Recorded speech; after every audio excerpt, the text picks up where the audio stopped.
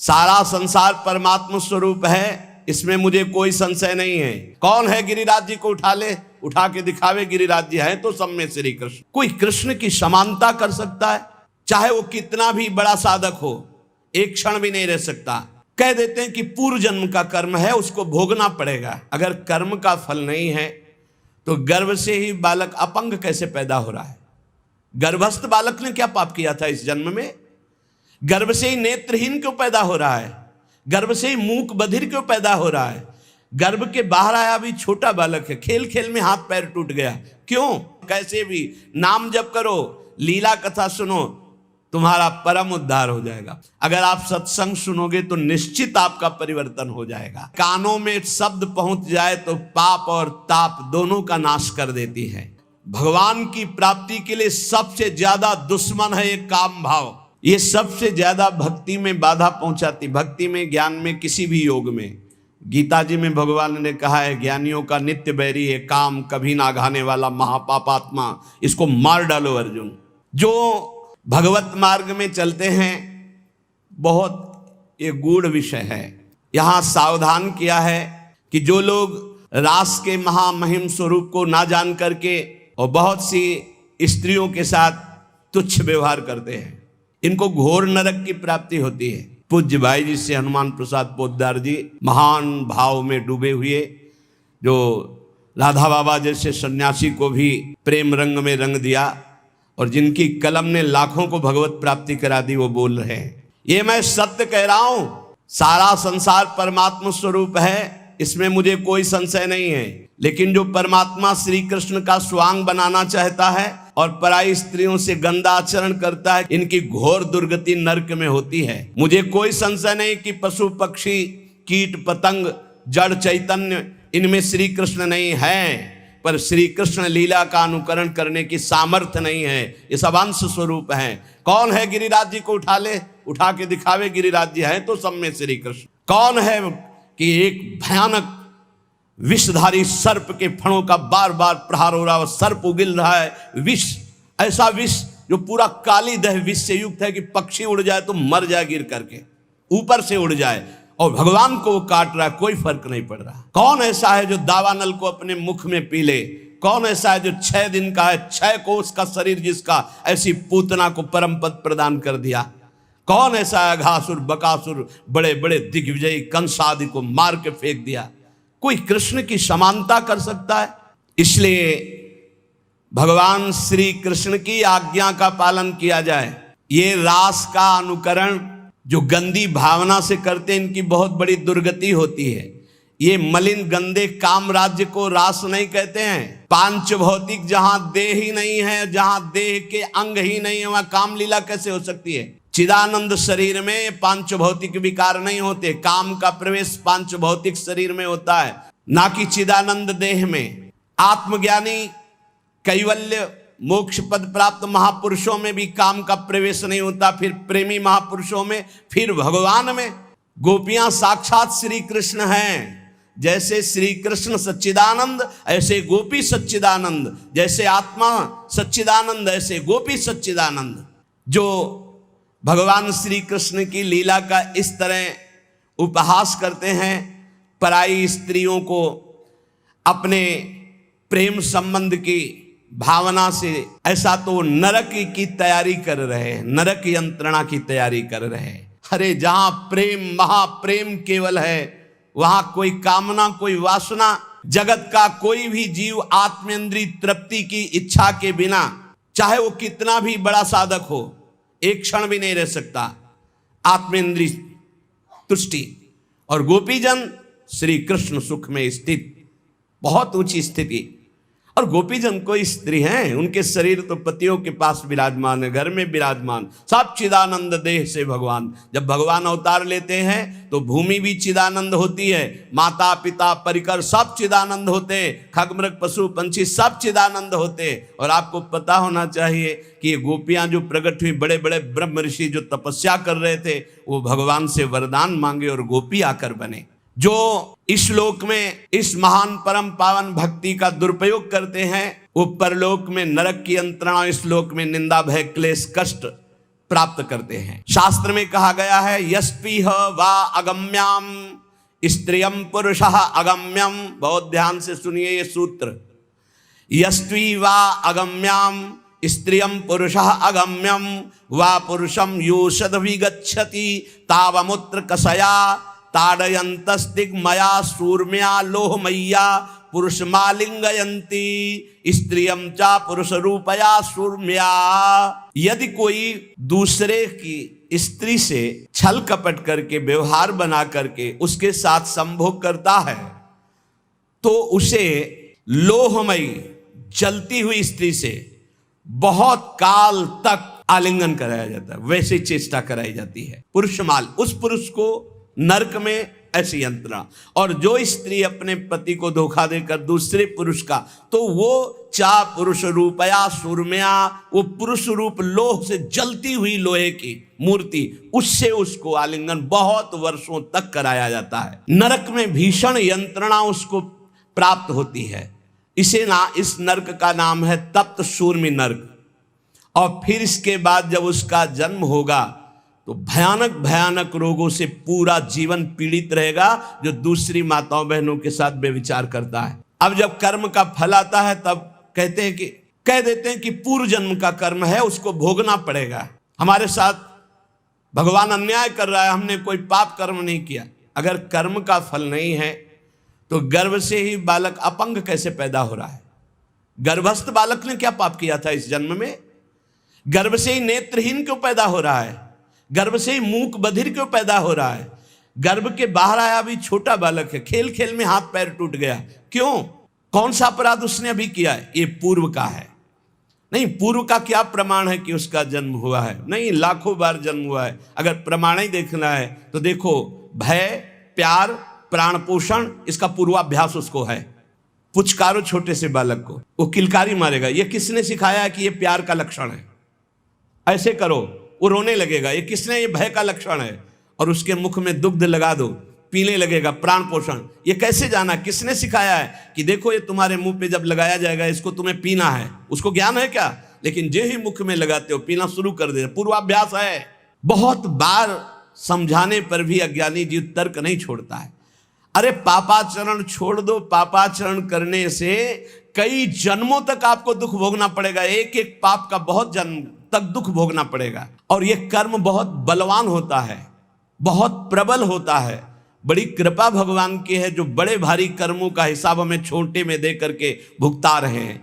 इसलिए उपासक को चाहिए कि भगवान की लीलाओं का गायन करे, ये विश्वास रख करके कि निश्चित हम परम मंगल करने वाला भगवान का नाम गुण कीर्तन है।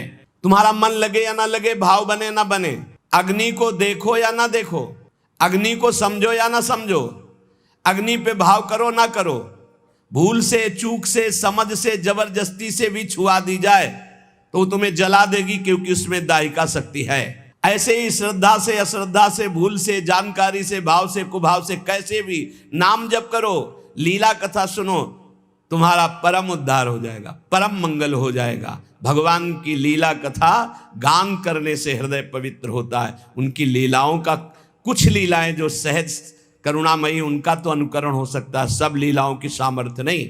जब बहुत जन्मों के पुण्य एकत्रित होते तब भगवान के प्रेमी संत जनों का संग मिलता है।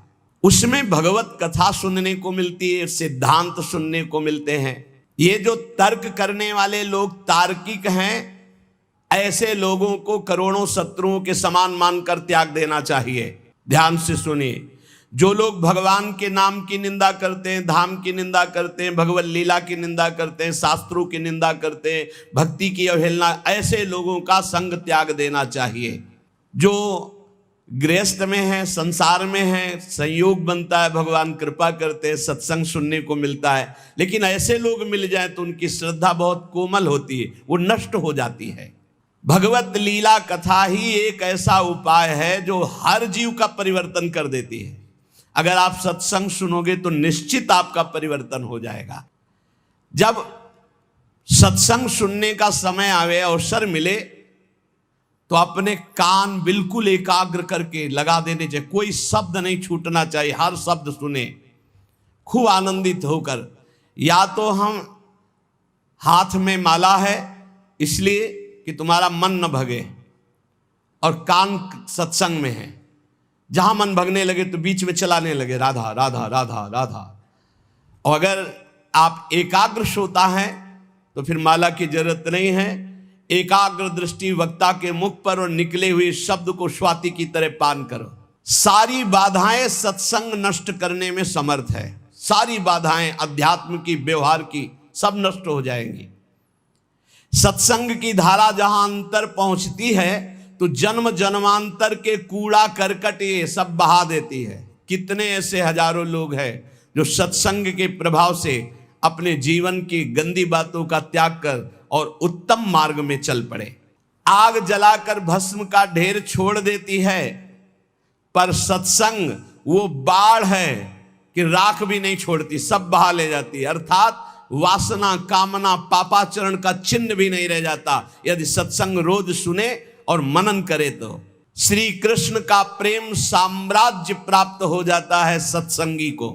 जहां श्रोता के मन में वक्ता की परीक्षा लेने की बात आती है कि देखे चल के कैसा ज्ञान है इनको, तर्क करने की बात आती, विवाद करने की बात आती, उन श्रोताओं को विशेष लाभ नहीं मिलता। जो केवल रस पीने की इच्छा, क्या भगवत चर्चा का रस है, आहा आनंद, आज तो सौभाग्य हो गया कि हमें सत्संग सुनने को मिला। ये परिवार, रुपया पैसा, नाना प्रकार की भोग सामग्री, पद सबको मिल रहे हैं, पापियों के पास भी है। सुतदारा धन लक्ष्मी पापियों के घर हो, संत समागम हरि कथा तुलसी दुर्लभ दोय।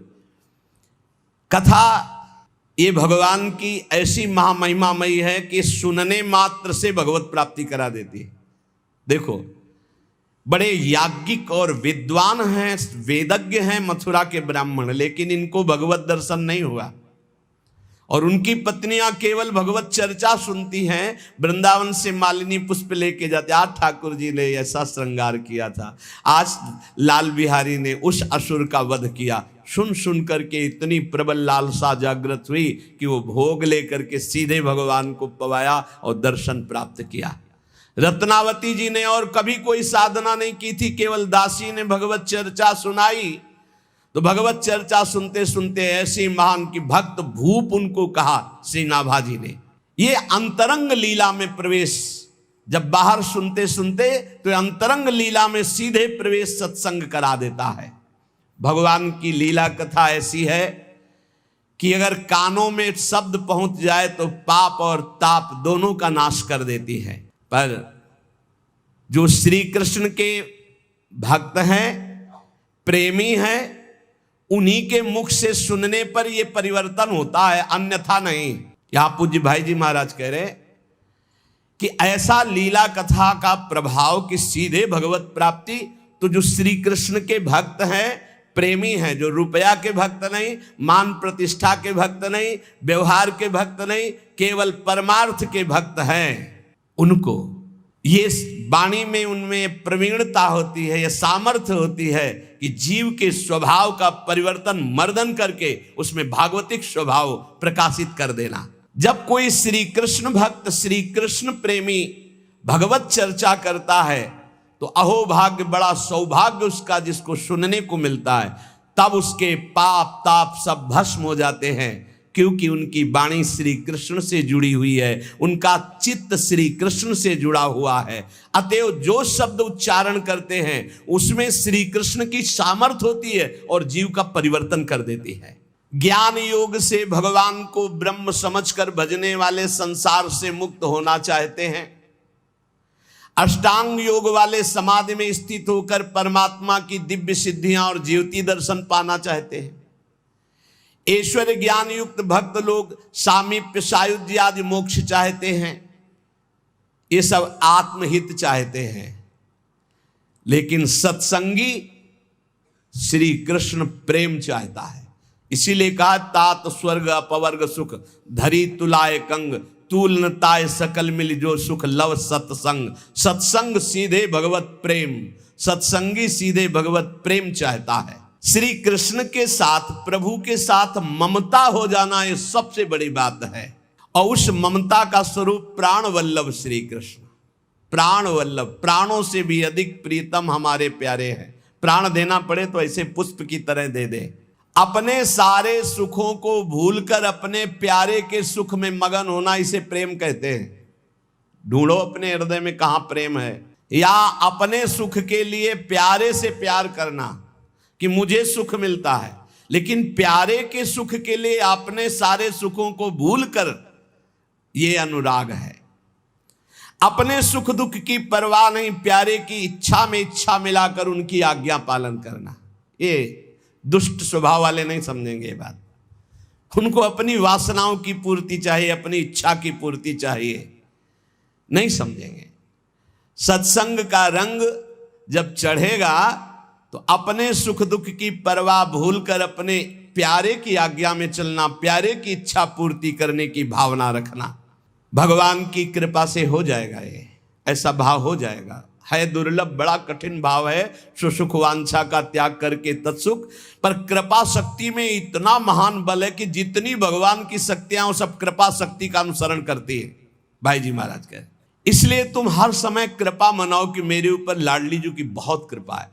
जो कृपा शक्ति का आश्रय ले लेता तो कृपा शक्ति का अनुसरण भगवान की अनंत शक्तियां करती है। यहां तक कि कृपा शक्ति इतनी बलवान है कि भगवान को भी अधीन करवा देती है।